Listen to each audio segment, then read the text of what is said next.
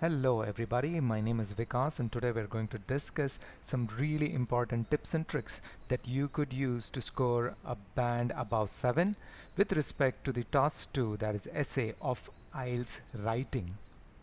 Now the first and the most important tip is for you to be able to understand the question. Spend some time, understand what they want from you exactly and cover all aspects. What I mean by this is when the question prompt is presented in front of you, one of the marking criteria is that you cover all the aspects or you cover all the subsections or parts of the questions and make sure you address all of them.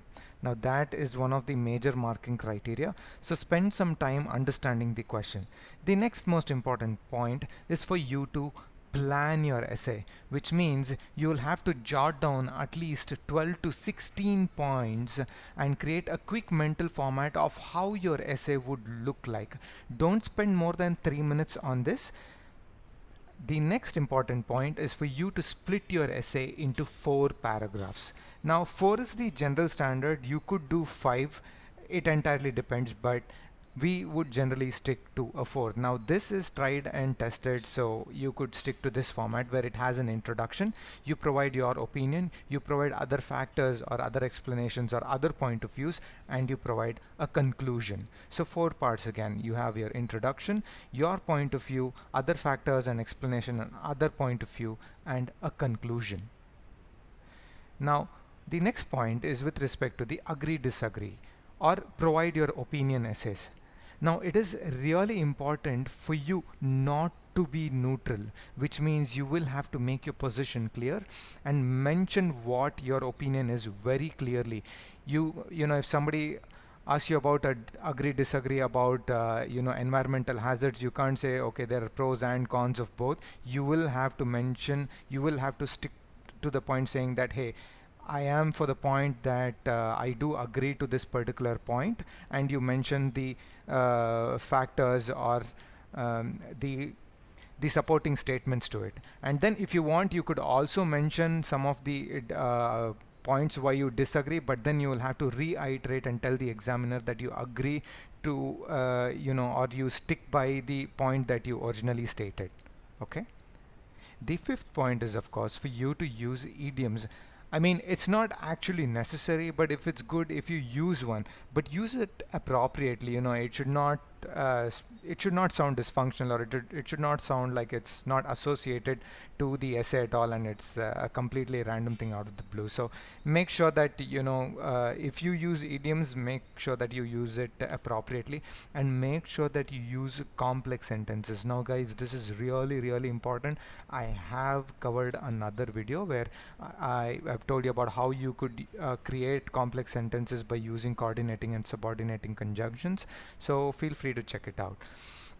The next important point is for you to use different kind of sentences, which include simple, compound, complex, passive, and questional and question conditional, which means basically the statements that end with a question mark and also an exclamation to just provide your opinions in a much stronger way, or something of that sort, right? So make sure that you use complex sentences, mostly compound and complex sentences.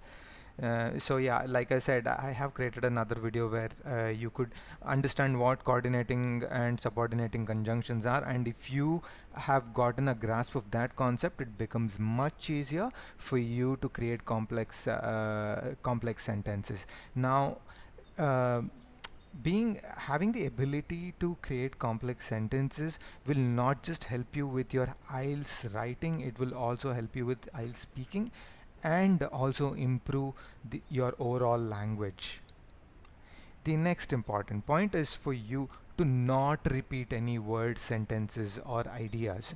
Now, of course, there might be topics where you are you're not entirely sure about what exactly to write, and you probably have only 4 or 5 different points.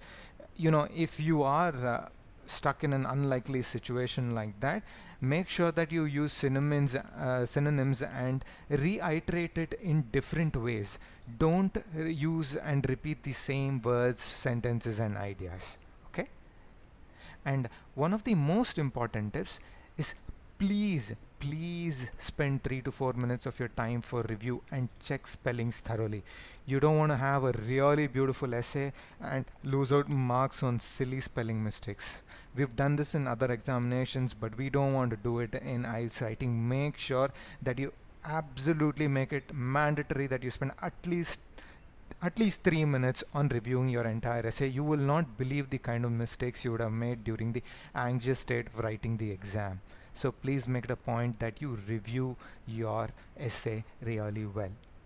And at any cost, the next important point, don't miss it, do not write less than 250 words, guys. Please do not write less than 250 words. You could have a really beautiful essay with a lot of amazing points, and if it's less than 250 words, you can be assured that you're not going to score above a band 7. So please make it a point that you write above 250 words. And also spend some time practicing, because particularly if your typing is slow, so practice will definitely help. If you have roughly about 10 days to your exam, I would recommend at least 5 to 6 mock practices. There are plenty of writing essays, question prompts that you can find online. Just go ahead and Google them and practice as much as you can. Now the 10th point.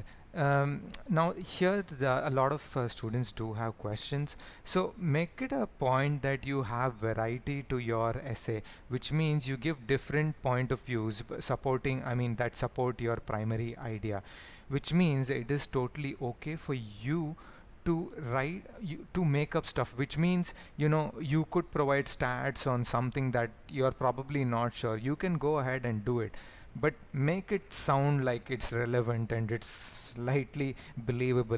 Don't just you could say that the population is of India is probably about 1.6 billion, although it is slightly lesser. Just saying that you could leverage made up stuff like this, but just make sure there's more variety to this. Now what I've also done with is I've created some other videos where I've provided you with a tried and tested format along with examples, and also explained you some questions and other tips and tricks of IELTS writing. So feel free to check it out, and if you do have any questions or queries, feel free to leave a comment below. I'm more than happy to help you guys. Thank you for your time today. You guys have a great day.